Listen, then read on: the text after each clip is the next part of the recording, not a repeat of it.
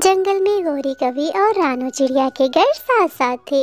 गौरी कवि रानू चिड़िया की सुंदरता से बहुत जलती थी। हाय, आज तो मेकअप करके मैं कितनी सुंदर लग रही हूँ। जाती हूँ जंगल में, जाकर पक्षियों को अपनी सुंदरता दिखाती हूँ। गीत गाते हुए गौरी कवि नदी की तरफ मिट्ठू तोते के पास चली जाती है। मिट्ठू तोते, देखो मुझे, आज मैं मेकअप करके कितनी सुंदर लग रही हूँ। आज तो मैं जंगल की सबसे सुंदर पक्षी लग रही हूँ। मेकअप? मुझे तो तुम्हारे मुंह पे कोई मेकअप नजर नहीं आ रहा। जैसे तुम पहले काली थी वैसे ही अब काली हो। रही बात सुंदरता की, तो सब जानते हैं जंगल में सबसे सुंदर तो रानू चिड़िया है। मोटी चोंच वाले, तुम तो कभी मेरी सुंदरता की तारीफ न करना, तुम तो वैसे ही मेरी सुंदरता से जलते हो। मिट्ठू तोते से झगड़ा करके गौरी कवि वहाँ से उड़ती है और दूर जाकर एक पेड़ पर बैठ जाती है। रानू चिड़िया से भी ज्यादा सुंदर दिखने के लिए मुझे कुछ न कुछ तो करना ही होगा। मुझे गुफा में जाना होगा, तांत्रिक कवि के पास। हाँ, वही मेरी समस्या का कोई उपाय बता सकती है। ऐसा कहते हुए गौरी कवि गुफा की तरफ चली जाती है। जादूगर कवि, मैं उस रानू चिड़िया से ज्यादा सुंदर दिखना चाहती हूँ। मेरा दिल करता है जंगल में हर कोई मेरी तारीफें करे। मुझे कोई ऐसा उपाय बताएं कि मैं रानू चिड़िया से ज्यादा सुंदर हो जाऊं। मेरे पास एक जादुई आईना है। जब तक ये जादुई आईना तुम्हें सुंदर नहीं कह देता, तुम रानू चिड़िया से ज्यादा सुंदर नहीं हो सकती। और ये जादुई आईना तुम्हें सुंदर तभी कहेगा जब तुम रानू चिड़िया को मार दोगी। सुंदर दिखने के लिए मैं कुछ भी कर सकती हूँ। मैं उस रानू चिड़िया को मार दूंगी। आप मुझे ये जादुई आईना दे दीजिए। फिर गौरी कवि बूढ़ी कवि से वो जादुई आईना लेकर अपने घर चली जाती है। जादुई आईने, जल्दी से बता, जंगल में सबसे सुंदर कौन है? जंगल में सबसे सुंदर रानू चिड़िया है। अच्छा, तो फिर मरना होगा उस रानू चिड़िया को। उसे तो मैं अभी ठिकाने लगा कर आती हूँ। गौरी गुस्से में उड़ती हुई रानू चिड़िया के पास चली जाती है। रानू चिड़िया बागीचे में बैठी हुई थी। रानू चिड़िया, मेरे पास एक बहुत बुरी खबर है। हमारा दोस्त है ना बंटी कबूतर, वो पुराने कुएं में गिर गया है। मैं वहाँ से गुजरी तो वो तुम्हें आवाजें दे रहा था, रानू चिड़िया कृपया मेरी मदद करो, रानू चिड़िया कृपया मेरी मदद करो। अब चलो मेरे साथ, जाकर उसे कुएं से बाहर निकालते हैं। गौरी बहन रुको, मैं घर से रस्सी तो ले आऊं। रस्सी के बिना हम बंटी कबूतर को कुएं से कैसे बाहर निकालेंगे? रानू चिड़िया, रस्सी तो मैं कुएं के पास रह कर आई हूँ। मैं अकेले तो बंटी कबूतर को बाहर नहीं निकाल सकती, तुम बस मेरे साथ चलो। ऐसे झूठ बोलकर गौरी कवि रानू चिड़िया को अपने साथ पुराने कुएं की तरफ ले जाती है। गौरी बहन, रस्सी कहाँ है? चिड़िया, रस्सी तो मैंने कुएं में लटका दी है। जाओ तुम कुएं पर बैठो, मैं अभी पीछे से रस्सी पकड़कर खींचती हूँ। रानू चिड़िया जैसे ही कुएं के ऊपर रस्सी खींचने के लिए बैठती है तो गौरी कवि उसे पीछे से धक्का देकर कुएं के अंदर फेंक देती है। मेरा काम तो हो गया, अब जादुई आईना सबसे सुंदर मुझे ही बोलेगा। हाय, मुझे किसी ने देखा तो नहीं। जल्दी से घर जाती हूँ और जादुई आईने से पूछती हूँ कि अब जंगल में सबसे सुंदर कौन है। गौरी कवि, ये क्या मजाक है? प्लीज मुझे इस कुएं से बाहर निकालो, मुझे बहुत डर लग रहा है। कोई है? कृपया कोई मेरी मदद करो। जादुई आईने, अब बताओ कि जंगल में सबसे सुंदर कौन है? जब तक रानू चिड़िया जिंदा है, जंगल में सबसे सुंदर रानू चिड़िया है। इसका मतलब वो छोटी मनहूस चिड़िया अभी तक जिंदा है। उसे तो कैसे भी करके मारना ही होगा। निकालती हूँ कोई उपाय उसे मारने का। और दुष्ट कवि, आज तो मेरी जान ही लेने वाली थी। आज तो मेरी जान बच गई, लेकिन मैं दोबारा कभी भी इस दुष्ट कवि की बातों में नहीं आऊंगी। मैं घी और शक्कर वाले मीठे चावल पकाती हूँ और उन मीठे चावलों में मैं जहर मिला दूंगी और फिर देकर आऊंगी वो चावल रानू चिड़िया को। जब रानू चिड़िया वो जहर वाले चावल खाएगी तो खुद ही मर जाएगी। फिर बनूंगी मैं जंगल की सबसे सुंदर कवि। फिर गौरी कवि अपनी रसोई में जाकर मीठे चावल बनाने लगती है। दूसरी तरफ रानू चिड़िया भी अपने घर वापस आ जाती है। अपने घोंसले में लेटकर रानू चिड़िया सूखी सांस लेती है। मीठे चावल पकाकर गौरी कवि उनमें जहर मिला देती है। जहर वाले चावल लेकर गौरी कवि रानू चिड़िया के घर जाती है। रानू चिड़िया, ये लो मीठे चावल। मेरा आज मीठे चावल खाने को बहुत मन कर रहा था। मैंने जैसे ही बनाए तो मैंने सोचा पहले मैं अपनी चिड़िया बहन को देकर आती हूँ, फिर मैं खुद खाऊंगी। ये लो, बहुत मजे की हैं, खा के तो देखो। मुझे नहीं खाने तुम्हारे मीठे चावल। कल तो तुमने मुझे कुएं में फेंक दिया था ताकि मैं मर जाऊं। चिड़िया मेरी बहन, तुम तो गुस्सा ही कर गई हो। वो तो मैंने मजाक किया था। तुम्हें तो पता है ना मुझे मजाक करना कितना पसंद है। लो अब चावल खा लो, छोड़ो कल वाली बात को। गौरी, अभी मुझे भूख नहीं है, मैं ये चावल थोड़ी देर तक खा लूंगी। तुम्हारे आने से पहले ही मैंने दाना खाया है। अच्छा ठीक है, मैं अब चलती हूँ, लेकिन हाँ बहुत मजे के चावल हैं, याद से खा लेना इनको। चिड़िया को चावल देकर गौरी कभी अपने घर वापस चली जाती है। देखने में तो ये चावल बहुत मजेदार लग रहे हैं। मैं पहले नदी से पानी पी आऊं, फिर वापस आकर ये चावल खाती हूँ। फिर चिड़िया नदी से पानी पीने चली जाती है।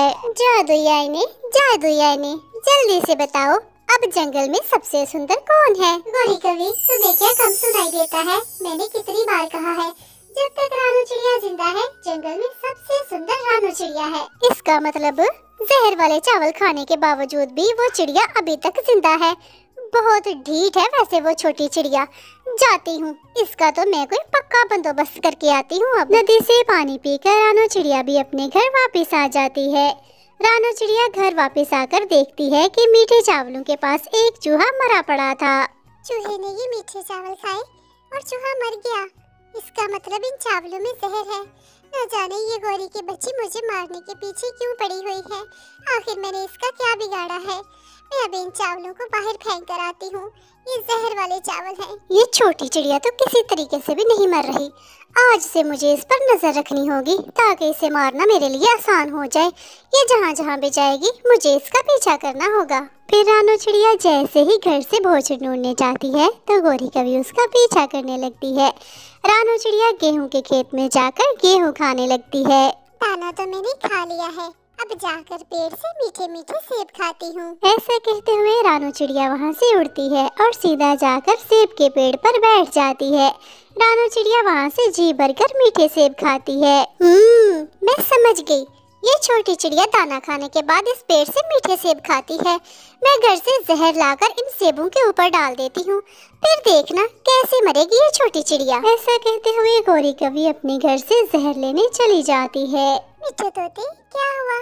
इतना उदास मुंह बनाकर क्यों बैठे हुए हो? चिड़िया, मेरा आज मीठे सेब खाने का बहुत दिल कर रहा है, लेकिन मुझे जंगल में कहीं भी मीठे सेब का पेड़ दिखाई नहीं दिया। बस इतनी सी बात है मिठू भैया, आप मेरे साथ आए।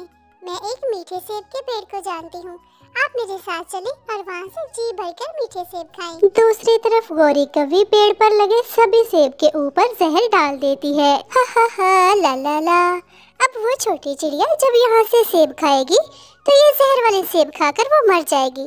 फिर बनूंगी मैं जंगल की सबसे सुंदर पक्षी। गौरी कभी सबसे सुंदर पक्षी बनेगी। चिड़िया मिठू तोते को साथ लेकर उस बड़े पेड़ से सेब खाने के लिए चली जाती है। अभी वो दोनों जाकर पेड़ पर बैठे ही थे कि उड़ते हुए कालू कौवा वहाँ पर आ जाता है। तुम दोनों किससे पूछकर इस पेड़ से सेब तोड़ रहे हो? इस पेड़ से सेब तोड़ने के लिए हमें तुम्हारी परमिशन की जरूरत नहीं है, समझे कालू कौवे? ये पेड़ हम सब पक्षियों का साझा है। चुप कर जा मोटी चोंच वाले। कालू कौवे को जवाब देने की जरूरत मत करना। मैं बहुत दिनों बाद विदेश से आ रहा हूँ। ये सेब तो मैं अपनी गौरी पत्नी के लिए लेकर जाऊंगा। उसे इम्प्रेस भी तो करना है ना कि मैं उसके लिए तोहफा लेकर आया हूँ। हाँ तो कौवे, तुम अपनी पत्नी के लिए सेब ले जाओ, लेकिन हमें भी तो सेब खाने दो। चिड़िया की बात से क्रोधित होते हुए कालू कौवा रानू चिड़िया को मारने लगता है। तोता और चिड़िया डरते हुए वहाँ से भाग जाते हैं। अब जल्दी से घर जाता हूँ। गौरी ये मीठे सेब देखकर बहुत खुश होगी। ये कौवे बहुत बुरे हैं, हमेशा हम छोटे पक्षियों से सब कुछ छीन लेते हैं।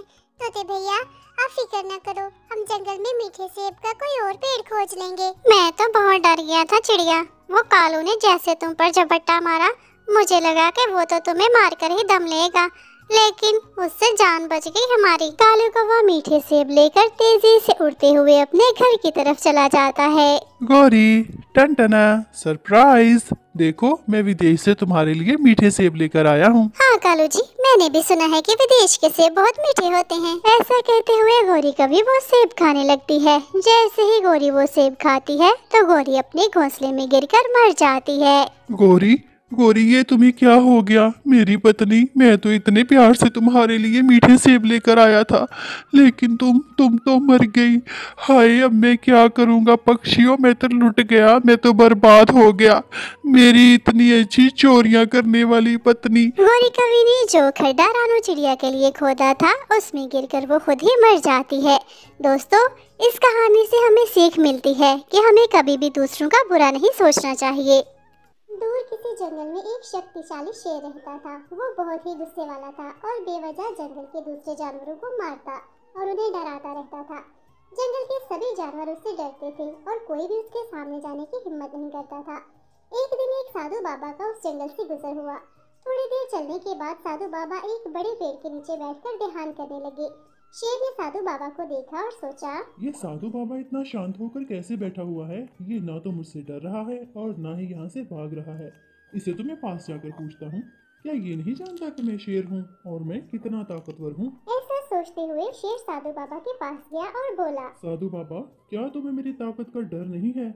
मुझे लगता है शायद तुम जानते नहीं कि मैं कितना ताकतवर हूँ। साधु बाबा ने अपनी आंखें खोली और शांत मन से बोला, मैं जानता हूँ कि तुम बहुत शक्तिशाली हो, लेकिन मैं किसी को नुकसान नहीं पहुँचाता, इसलिए फिर मुझे भी किसी से कोई डर नहीं लगता। लेकिन तुम अपनी ताकत का गलत इस्तेमाल करती हो।